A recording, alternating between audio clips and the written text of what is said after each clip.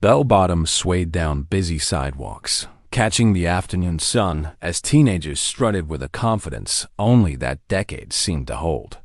Roller skates clicked and clattered against the pavement, their rhythm echoing through suburban neighborhoods where kids raced each other without a helmet in sight. Music drifted from open bedroom windows, vinyl spinning on turntables, posters of rock legends plastered across bedroom walls, the air filled with the warmth of an era that seemed designed for expression. The 1970s wasn't just a stretch of years. It was a mood, a living, breathing atmosphere where color, sound, and freedom melted into daily life. The streets themselves felt like open playgrounds. Children roamed blocks without the hovering watch of parents, carried only by the promise to be back when the streetlights flickered on. Safety came not from rules or surveillance, but from community neighbors who knew each other, front doors that often stayed unlocked, and a rhythm of life that felt less guarded. There was space to breathe, to explore, and to simply be young in a way that feels almost unimaginable now. Fashion wasn't just clothing, it was identity. Tie-dye shirts swirled in bright patterns of rebellion and peace. Fringe jackets and suede boots whispered of bohemian dreams, while bell-bottom jeans brushed the ground with every step. Each piece of fabric seemed to carry a statement: freedom, individuality, or simply the joy of standing out in a crowd. It was an age when looking different meant you belonged. Roller rinks became the temples of youth culture. On weekends, disco balls spun glitter across polished floors as kids laced up skates and moved to the steady pulse of funk and rock. The rink wasn't just a place to glide. It was a stage for teenage crushes, clumsy races, and whispered conversations on the sidelines. In those moments, the world felt infinite, lit by neon lights and kept alive by the steady spin of vinyl records. Music, in fact, was the heartbeat of the 70s. Record shops drew kids like magnets, their fingers flipping through rows of fresh releases and worn classics. The crackle of the needle hitting vinyl wasn't just background noise, it was ritual. Posters of favorite bands hung proudly, plastered against bedroom walls like windows into dreams. The soundtrack of the decade was carried not in earbuds, but on boomboxes and record players that filled entire rooms. And then there were the parks and recreation centers, where pickup basketball games, little league practices, and summer festivals kept families and friends woven together. Life felt more local, more tangible. People gathered in ways that required presence, not screens. Even small-town parades and block parties became community cornerstones, pulling everyone together in a way that now feels rare. There was a carefree rhythm in the 1970s, a looseness that has long since been tucked away. It wasn't a perfect decade, but it offered a freedom that today's tightly scheduled lives and digital distractions rarely allow. Kids found adventure in every corner, and adults seemed to carry less urgency in their daily steps. It was a world built on being present, rather than being connected. But as the disco lights dimmed, America itself began to change sometimes in ways no one expected. Imagine pulling into a gas station where you didn't even have to leave the driver's seat. A young attendant jogged over, tipped his cap, and asked with a smile, "Fill up?" While the pump clicked away, he washed your windshield, checked your oil, maybe even topped off the tires. When he handed back your change, it wasn't just a transaction, it was a ritual of service, a moment of human connection that has long since vanished. The road was more than pavement in the 1970s, it was freedom itself. The muscle cars roared down highways, each one a symbol of raw power and American pride. Vans with shag carpeting and swirling paint jobs became rolling living rooms for road trips and weekend escapes. Teenagers cruised up and down Main Street in Chevelles, Novas, and Camaros, music blasting, engines growling, the night itself becoming an adventure. The car wasn't just transportation, it was identity. Every detail mattered. Stickers lined bumpers, telling the world what bands you loved, what causes you stood for, and what towns you had passed through. Custom paint jobs shimmered in candy colors. Hoods gleamed with bold stripes, and inside, CB radios buzzed with playful chatter between drivers. There was pride in every rumble, every shine, every detail that made a car uniquely yours. But freedom came with its price. The oil crisis of the 1970s changed the way America looked at the open road. Long lines at gas stations stretched down blocks. Prices climbed higher than many had ever seen. Suddenly, cars weren't just joy. They were a necessity under threat. The idea of endless cruising was slowed by the harsh reality of shortages and the sobering reminder that fuel, like freedom, wasn't guaranteed. The roar of the engines quieted, if only for a while. Still, for many, driving was about more than reaching a destination. It was an escape, a ritual of motion. Families piled into wagons for Sunday drives with no real destination, just the comfort of movement. Teenagers tested their independence in cars that represented adulthood itself. Lovers found privacy on winding back roads, headlights dimmed against the stars. The road held stories, laughter, and music, all carried forward on wheels. There was an innocence to it, a belief that America stretched endlessly. That adventure was always just a tank away.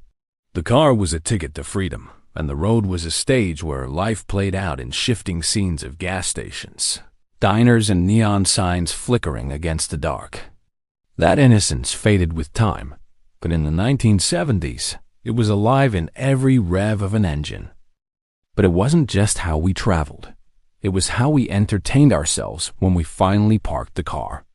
Before Netflix, before DVDs, there was the glow of a massive white screen standing tall under the open sky. A place where cars lined up in neat rows, headlights dimmed, engines off, and the night transformed into something bigger than life itself. Drive-ins weren't just movies, they were magic. Families, friends, and couples carried their worlds into the parking lot and left with memories that lingered long after the credits. It began with the excitement of preparation. Families loaded the trunk with blankets, lawn chairs, and paper bags full of popcorn popped at home. Soda bottles clinked together in coolers. Kids in pajamas pressed their faces against car windows as the sun dipped low, eager for the screen to flicker awake. Parents knew they were buying more than a ticket. They were buying a whole night of wonder for just a few dollars. The sound of the movies carried through small speakers that hooked onto car windows, their crackle and hum becoming part of the experience. Sometimes the audio buzzed, sometimes a line of dialogue got lost, but no one seemed to mind. The imperfections were part of the charm, like the fogged-up glass of a car filled with laughter or the faint smell of burgers from the concession stand drifting across the lot. And it wasn't just one movie, it was often two. Double features stretched the night into something almost endless. Families dozed off during the second show. Children curled against pillows in the back seat while parents whispered quietly in the front. For teenagers, the second film was less about the plot and more about the company holding hands in the dark, sharing snacks and feeling the thrill of being part of a world all their own. The drive-in was also a social hub. Rows of cars became rows of stories, each one unfolding at its own pace. Teenagers gathered near the concession stand, trading gossip and laughter between scenes. Young couples lingered in parked cars, headlights flashing only when it was time to leave. Strangers became neighbors for a night, connected by the glow of the screen and the shared gasps, chuckles, and applause that rose like waves across the lot. What made the drive-in unforgettable was its sense of community. Movies today are private experiences, streamed in living rooms or watched alone on phones. But back then, film was a collective event. Laughter carried from one row to the next. Children darted between cars before the first reel. And for a few hours, everyone belonged to the same story. The drive-in was more than entertainment. It was an atmosphere, a rhythm of lights and shadows that stitched people together. It turned an ordinary parking lot into a stage of dreams, where cars became living rooms under the stars, and the night itself was the theater ceiling. And when the credits rolled, the music carried on because the soundtrack of the 70s never really stopped. Turn the dial, and the world opened up. A familiar voice greeted you, playful and energetic, weaving stories between songs. Guitar riffs crashed through the static, followed by a smooth soul ballad or a disco beat that demanded you tap your fingers on the steering wheel. In the 1970s, the radio wasn't background noise. It was a lifeline. DJs weren't faceless voices, but companions who rode shotgun through every car ride, every lazy Saturday morning, every late-night study session. FM radio had finally come into its own, giving listeners clearer sound and longer tracks. Rock radio dominated, blasting out anthems from Led Zeppelin, Fleetwood Mac, and the Eagles. But the dial held more than just rock. Disco fever spun from station to station. Motown kept its groove alive, and folk music carried the softer side of rebellion. The variety was endless, and every twist of the knob felt like turning the page of America's soundtrack. At the center of it all was the personality of the DJs. They weren't just announcers. They were storytellers, tastemakers, and local celebrities. A good DJ could make you laugh, keep you company, or convince you that the next song was one you couldn't miss. Casey Kasim's American Top 40 became a national ritual, his countdowns turning weekends into events. Across the country, families and teens tuned in together, waiting for that number one song to play, hearts racing with anticipation. Radio wasn't just about the music, it reflected the community itself. Local stations announced school closings in winter, promoted neighborhood events, and played requests that tied listeners together. You could hear your town's heartbeat through the speakers, the shared voice of a place and time. That sense of belonging turned every broadcast into something personal, even intimate. For families, the radio often became the soundtrack of dinner prep or long drives. For teenagers, it was the background to hours spent sprawled across shag carpets, recording favorite songs onto cassettes, finger hovering over the stop button to avoid catching the DJ's voice. Radio sat on kitchen counters, nightstands, dashboards. They weren't portable in the way music is today, but that made listening intentional. When the dial turned, people stopped and paid attention. Today, streaming services offer unlimited playlists, endless skipping, and algorithms that guess at your taste. But what's missing is the surprise, the joy of discovering something new because a DJ decided you should hear it, or the shared thrill of knowing everyone in town was listening to the same countdown at the same time. The randomness, the humanity, the personality, it's hard to recreate with a shuffle button. The golden age of radio was vibrant, unifying, and deeply alive. It gave voice to a generation, blending rhythm and memory in ways that linger even now. Every song played then carries more than notes. It carries the atmosphere of its time, the moment when music was both personal and communal. But music wasn't the only thing that glued people together. Food was its own cultural stage. There are flavors you can't order any more meals, and moments that vanished when the world changed. The 1970s held its own unique menu, a blend of old traditions and new conveniences, each bite carrying with it the rhythm of the time. It wasn't just food. It was atmosphere, family, community, and memory. In many homes, dinner sometimes came wrapped in shiny aluminum trays. TV dinners were more than frozen meals. They were a novelty, a taste of modern living. Kids marveled at the separate compartments: meatloaf in one, mashed potatoes in another, corn, and a little dessert tucked neatly in the corner. It felt futuristic, eating while watching sitcoms glow from the television across the room. The foil crinkled, the oven timer dinged, and for a few minutes, convenience and family life blended into one. But just as present were the old soda fountains and malt shops, the corner diners that had fed America for decades. You could still slide onto a stool at the counter, order a burger, fries, and a milkshake, and feel the hum of a jukebox playing in the background. Teenagers gathered after football games, friends lingered over root beer floats, and families found comfort in red vinyl booths under warm neon lights. It wasn't fast food, yet it was community food.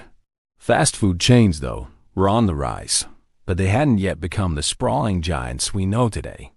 They felt quirky, almost experimental. McDonald's still had its golden arches as a playful symbol rather than a global standard. Burger King, Wendy's, and others were carving out their identities, offering cheap meals with their own colorful mascots and slogans. There was an innocence to it before the drive-thru became routine, before fast replaced special. And then there were the snacks and cereals that stamped childhood with unforgettable flavors. Boxes of sugary cereals lined the aisles, mascots smiling wide, Saturday mornings practically powered by their sweetness. Many of those products no longer exist, replaced or rebranded, but their memory lingers with those who once begged for them in the grocery store. Snacks like pudding pops or candy bars of the time carry the taste of childhood that can't be fully recreated. Still, for many households, the heart of food was at the dinner table. Families gathered not just to eat, but to talk, to laugh, to argue, to share the small stories of the day. Home-cooked meals, casseroles, pot roasts, or simple spaghetti were served steaming hot, filling kitchens with scents that became part of the fabric of memory. Sitting down together wasn't a luxury. It was expected, a rhythm of life that tied people together. Yet the tide was already shifting. Microwaves were entering kitchens, processed foods were becoming more common, and the ritual of the table was slowly competing with convenience. The balance between shared meals and quick fixes was tilting, reshaping how families related to food and to one another. But while the food filled stomachs, it was television that filled imaginations. Families didn't scroll for something to watch.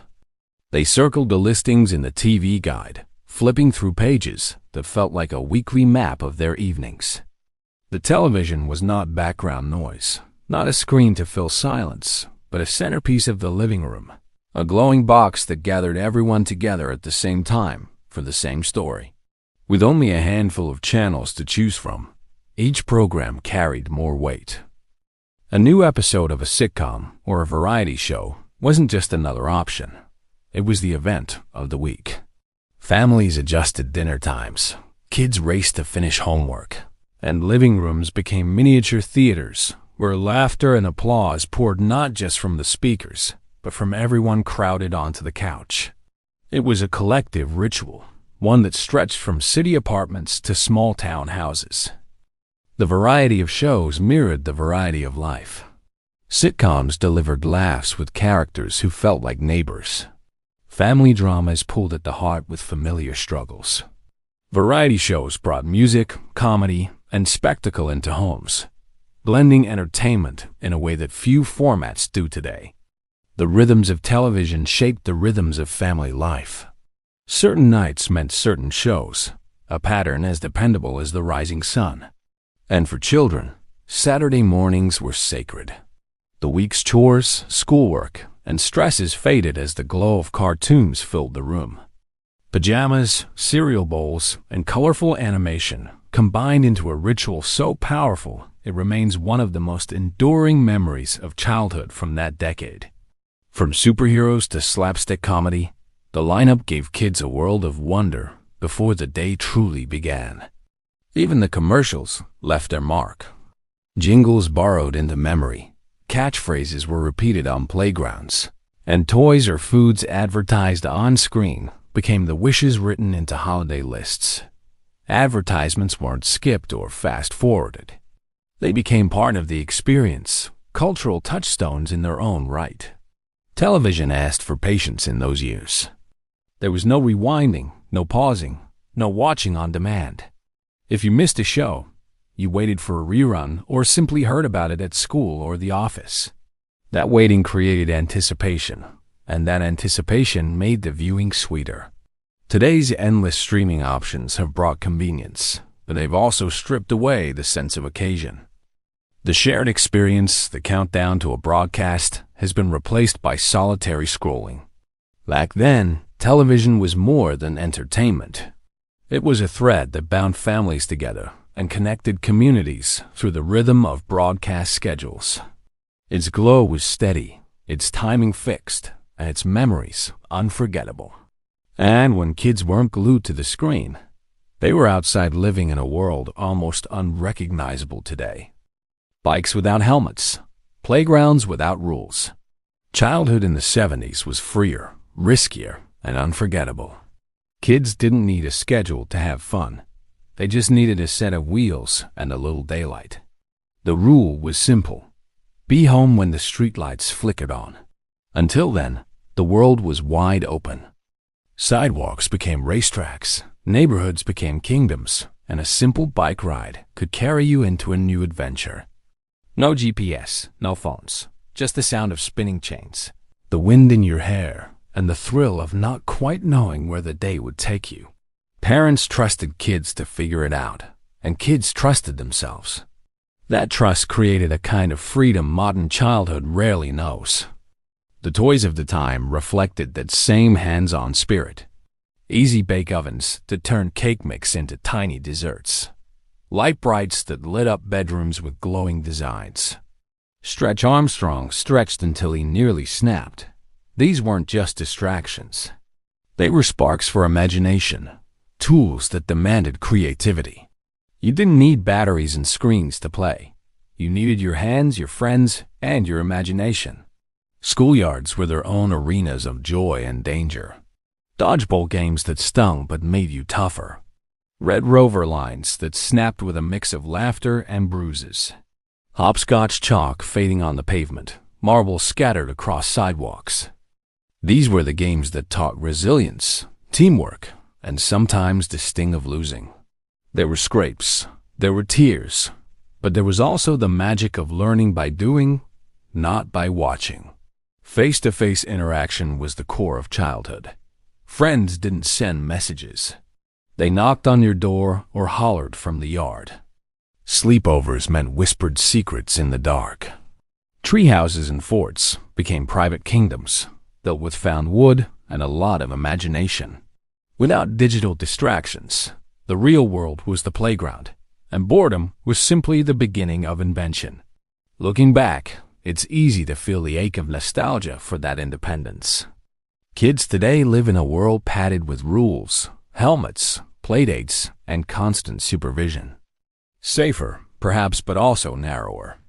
In the 70s, danger and freedom went hand in hand, and that balance shaped a generation that learned to handle both. The childhood of the 70s was stitched together from scraped knees, glowing toys, and unstructured days that stretched endlessly. It was a time when kids could simply be kids, roaming, exploring, and discovering who they were without a parent hovering close behind. That freedom was risky, yes, but it was also unforgettable. But independence wasn't just for kids. Adults lived differently too. Ashtrays on every table. Cash in every wallet. The 1970s had its own rhythm of adult life, one that feels almost impossible to imagine now. Step into an office, a restaurant, even an airplane, and smoke filled the air. Cigarettes weren't hidden in corners or pushed outside. They were part of the social fabric. Coffee cups sat next to ashtrays during morning meetings. Cocktail bars carried a haze that clung to polyester suits. It was normal, ordinary, and unremarkable at the time. Money worked differently, too. Plastic cards hadn't yet replaced paper bills, and most purchases were made in cash. Wallets bulged with dollar bills, coins rattled in pockets, and every register drawer snapped open with the metallic sound of change. Debt existed, but it wasn't yet the lifeline it would later become. People spent what they had, and saving for something was a slow and deliberate process. It gave everyday transactions a different weight, a different patience. At home, evenings often carried a sense of ritual. Cocktail hours weren't just for the wealthy. They were woven into middle-class life. Friends gathered around living room coffee tables with cheese balls, chips, and onion dip set out in bright plastic bowls. Hosts poured highballs or blended pitchers of margaritas, while records spun on the turntable. Entertaining at home wasn't just about saving money. It was a mark of community and hospitality, a rhythm of laughter and conversation that carried late into the night. Fashion, too, reflected the moment's mix of comfort and experimentation. Polyester shirts with wide collars, leisure suits in bold colors, dresses with flowing sleeves. Clothes didn't just cover the body, they declared a mood. They were bright, loud, unapologetic, and practical enough to last through nights of dancing or long days at work. What some remember now as tacky once felt stylish and modern, a proud sign of keeping up with the times. And through it all, the newspaper was king. Every morning, front porches are filled with rolled-up headlines. Adults spread pages across breakfast tables, fingers smudged with ink as they read about the world, the nation, and the neighborhood. Classified ads connected buyers and sellers. Comics gave a daily laugh. Local stories grounded readers in their own communities. It was slow, physical, and routine, a far cry from the endless stream of alerts that buzz in pockets today. Life moved at a slower pace. There were fewer screens and fewer interruptions. Evenings were for conversation, mornings for coffee and newsprint, weekends for chores and leisure. Adults managed time with calendars pinned on walls, not apps. The rhythm of life was guided more by habit and community than by constant notifications. Looking back, that adult world of the 70s feels both familiar and foreign. It was a time when routines were simpler, connections more direct, and the noise of modern life hadn't yet crowded in. But the world doesn't stay frozen, and the 70s eventually slipped into memory. The 1970s are gone, but echoes remain in songs, photos, and memories that refuse to fade. A decade filled with roller skates, vinyl records, and the glow of drive-in screens may no longer exist in daily life, but its spirit still lingers in the corners of memory. For those who lived it, the sights and sounds come rushing back with just a single song, a faded photograph, or the smell of something cooking in the kitchen. It was the era of drive-ins where families crowded into cars with bags of popcorn, of neighborhoods where children rode bikes until the streetlights came on, of evenings when families gathered around a single television to share a show. These weren't just activities. They were rituals that shaped how people connected with each other and with their communities. They created shared experiences that modern life, with all its convenience, often struggles to replicate. The trade-off was progress. Technology gave us speed, safety, and endless choice, but it also pulled apart the threads of those common rituals. Streaming replaced appointment television. Safer playgrounds replaced wild independence. Self-service pumps replaced the smiling attendant at the gas station. And with each change, something small slipped quietly into the past. What was gained can't be denied, but what was lost still tugs at the heart. Generational contrasts tell the story best. For those who grew up in the 70s, freedom was defined by open doors and endless afternoons. For kids today, freedom is defined by screens, apps, and carefully scheduled activities. Adults once leafed through newspapers over morning coffee. Now they scroll through headlines in seconds. Both worlds have value, but they are profoundly different. Looking back shows not only what has changed, but also what we once took for granted. The 1970s now stand as a bridge between two worlds. The last glow of a slower, analog America and the dawn of the fast digital age that would follow. It was a time of transition, when tradition and innovation lived side by side, and when the rhythms of everyday life were still shaped more by community than by technology. That balance has long since tipped, but the decade remains a symbol of what it felt like to live in the space between. What the 1970s left behind is more than objects or trends. It left behind a feeling of freedom, color, and connection. And while the bell-bottoms and record stores may fade, the memories don't. They live in the stories told across generations. in the nostalgia that makes people smile at the mention of Saturday morning cartoons or roller rinks glowing with disco lights. So maybe the 70s aren't truly gone. They live on in the echoes of laughter, the hum of old songs, and the memories that still matter. The world moved forward, but those echoes remind us of who we were and perhaps who we still are. What about you? Share your favorite 1970s memory in the comments because every story keeps the decade alive.